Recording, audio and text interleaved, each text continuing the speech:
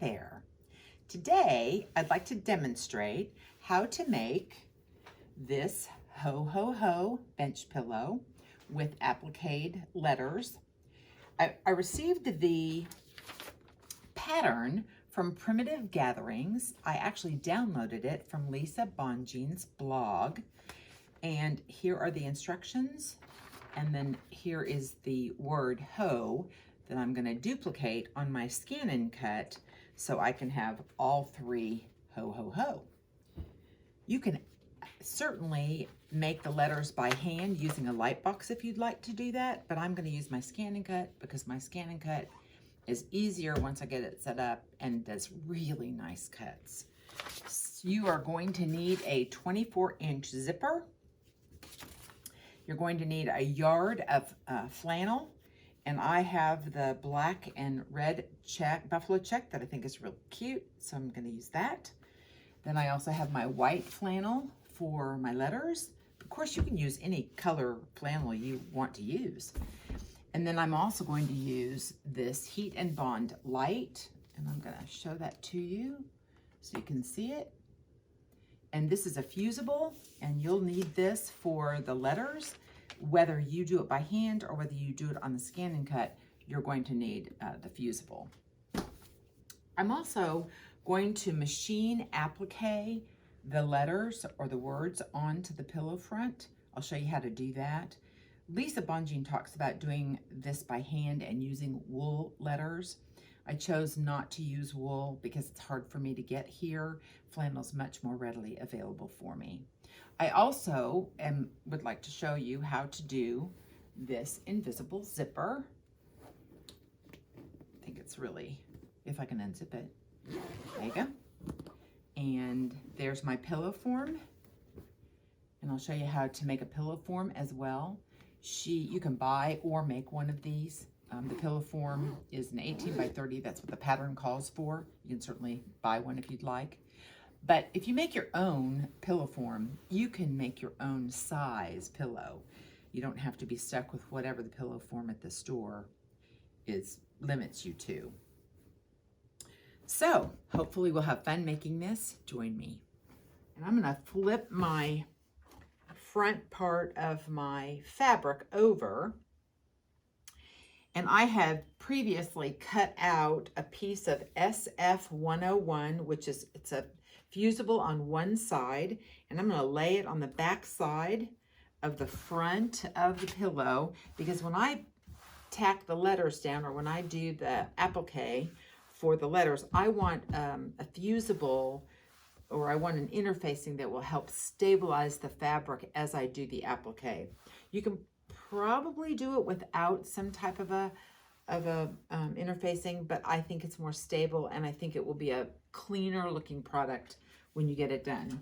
So because it's fusible, all I need to do is iron it on, which is what I'm going to do now. I have actually attached my SF101 to the back of the front. The front's where I'm going to put the letters. And so to find the center of your pillow, just fold it in half and fold it in half again, just like this. And then I usually just press it real quick to get the center, because this is how we're going to center our letters.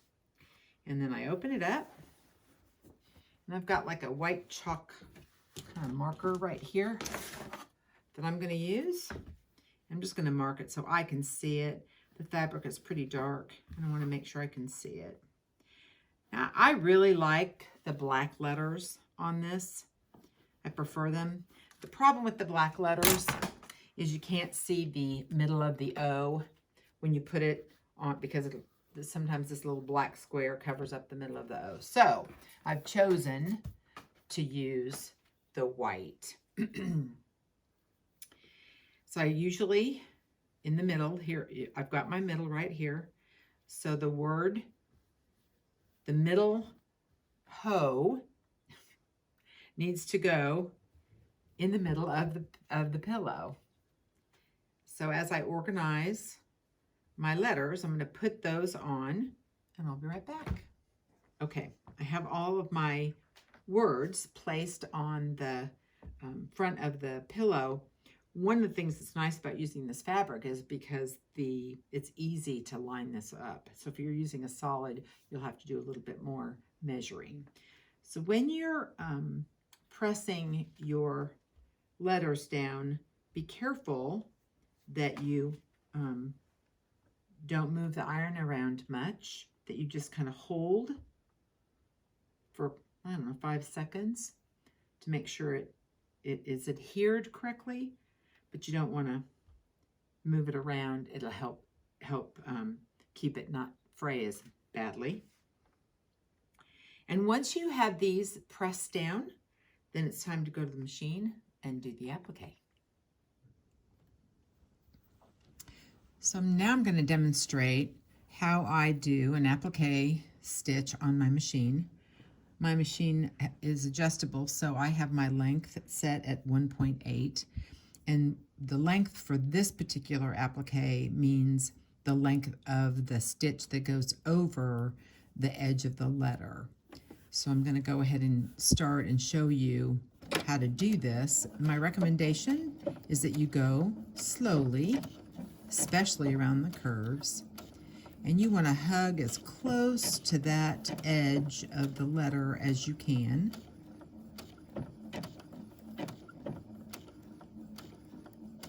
Now you obviously can do this by hand if you want to. I choose to do machine applique, but I've been doing this for a while. I was terrible when I first started this, and I did like you did. I watched a lot of videos to show me how to do it, and the trick is doing it slowly, especially at first, and especially around these curves. You really want to go slowly around the curves, and I'll show you in a minute when I get around this entire curve, because I'm going to show you how to do it. I'll show you what it looks like with a little bit of a longer stitch, because you might really want to do a longer, I mean, some people really like that blanket stitch looking, and depending on what you're doing, it might look really cute to do it that way as well. I'm using a contrasting color so that you can see it in the video. Obviously, when you are making your pillow or putting the letters on the pillow, you will use matching thread, or at least not this kind of a contrast, so you can actually see that the applique takes just a little bit of a bite out of the, I'm not quite sure how to describe that, out of the edge of the letter. And the idea is not to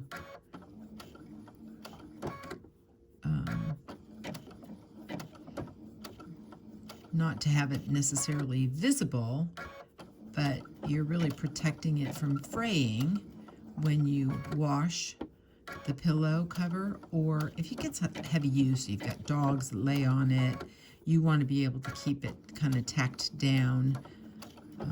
Even though you have your fusible, your heat and bond on the back of the letter, you still are going to want to tack it down. And that's, I guess maybe that's a good way of thinking of this applique stitch, is like a tack down stitch. So I'm going to reset my length to something longer to give you kind of an idea of what a longer stitch would look like.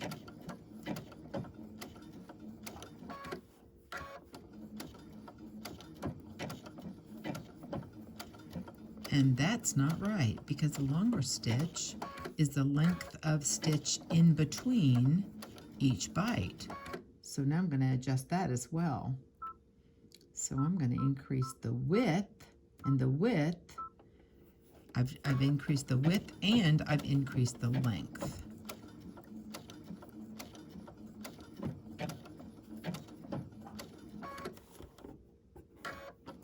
That's a little bit of a corner. A corner's a little easier. I don't know if you can tell the difference in this length, but I'll show you. So when I changed the length, I changed the length of between each stitch, how much it's stitched here, And then I also did the width, which is the length of the bite that it took. So depending on what you like, you may actually like a little bit longer stitch in between the bites. You might like them shorter. I kind of like them shorter on a finished product, especially if you're using thread that's matching. You might like it. But again, just remember, if you're new to this, it's going to take you some time. You're going to have to practice. And the more you practice, the better you're going to get. And you'll be surprised if you practice, how quickly you'll get better. Okay. We are going to prep the back for the zipper. And all I've done is folded it in half and gave it a press right down the middle. So you've got a nice little crease, and I'm going to cut it in half right along that crease. You could do an off-center zipper if you want to. I'm going to do one down the center just because that way, I don't know, I like it like that, I guess. You can do it however you want to though. So I'm going to cut it in half. Then I'm going to take one side and I'm going to fold it over about 3/4 of an inch to an inch, and I'm going to press it down. So you've got a nice, and that's where one side of the zipper is actually going to go.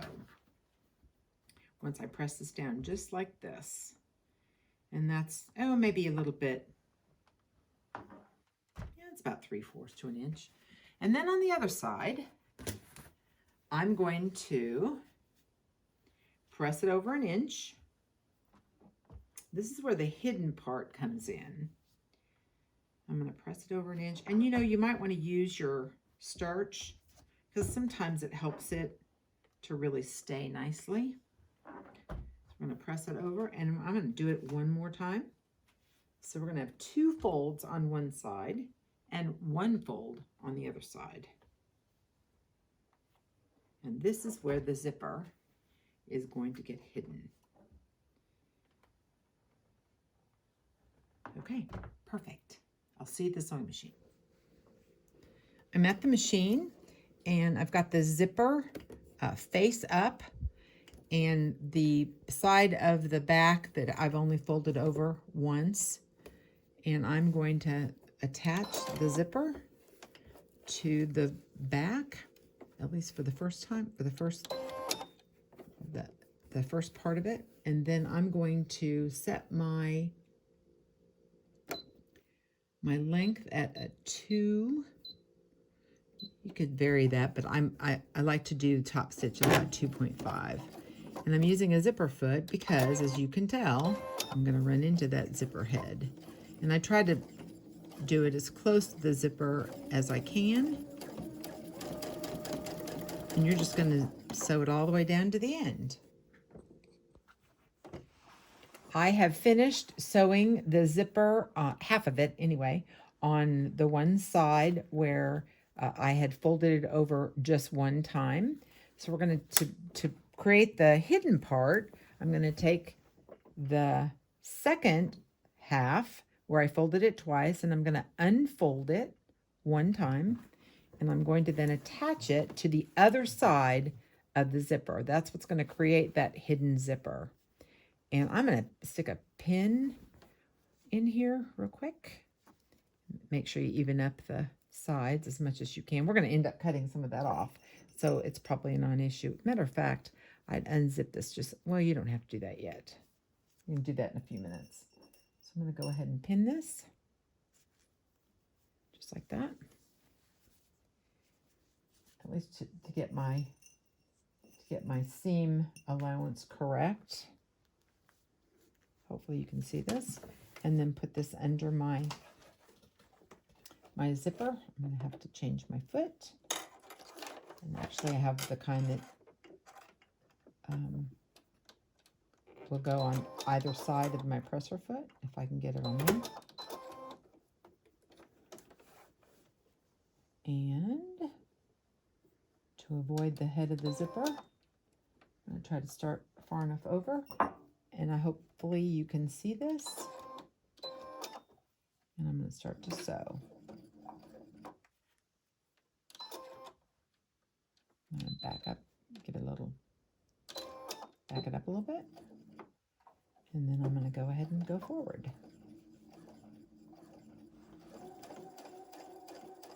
And I'm going to finish it.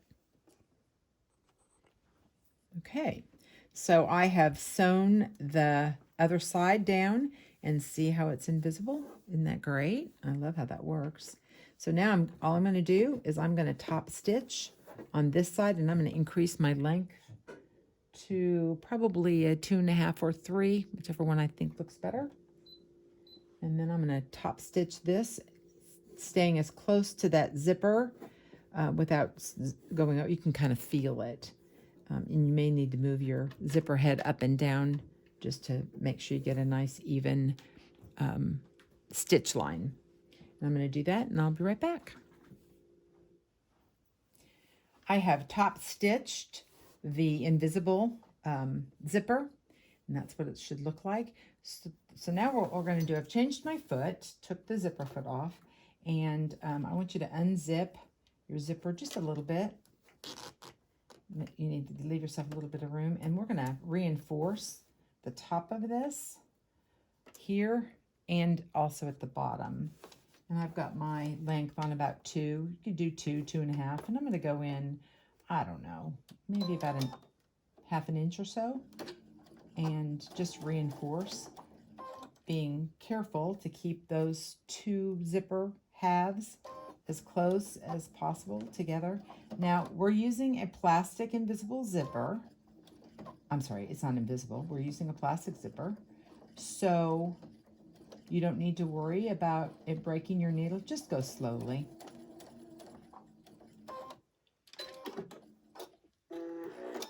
And you're going to do the same thing. That's what it looks like. And you're going to do the same thing on the other side. And then be back here, and I'll show you how to put it together. As you'll see, it's a little uneven, so we want to even it up a little bit. And I'm going to cut the zipper off here and on the top. Remember, don't forget, keep your zipper undone a little bit in the middle. I'm going to use my ruler and cut the end of my zipper off. Right here. And do the same on the other side. We are almost done with our pillow. And we're going to cut this off. Perfect. So the next thing you have to do is you're going to put even it up. You know, you're going to even up the back and the front of your pillow so they're the same size. And then here's your front. Here's your back. And putting your head of your zipper at the top. You're going to put right sides together. And you're going to actually sew all the way around and use about 1/2 inch, or you can use 1/4 inch if you want to, depending on the size pillow you want to actually make. And this is what it's going to look like when you're done. You're going to sew all the way around, and then I clipped the corners diagonally so you can, when you turn this out, you'll be able to get your corners out much easier. And now that you can unzip it, and voila, you're done. And you can use a point turner, or you can use a chopstick, or be careful with flannel though when you're punching out the corners. If it's too sharp, it'll go right through the flannel, because flannel's, a whiter weave than cotton. And then this is what it looks like before you put your pillow form in. I'd press those seams nice and good, and then put your pillow form in, and you're done. Here is the finished pillow. If you've enjoyed making this with me, please subscribe and leave comments, and I'd love it if you would join me for future videos.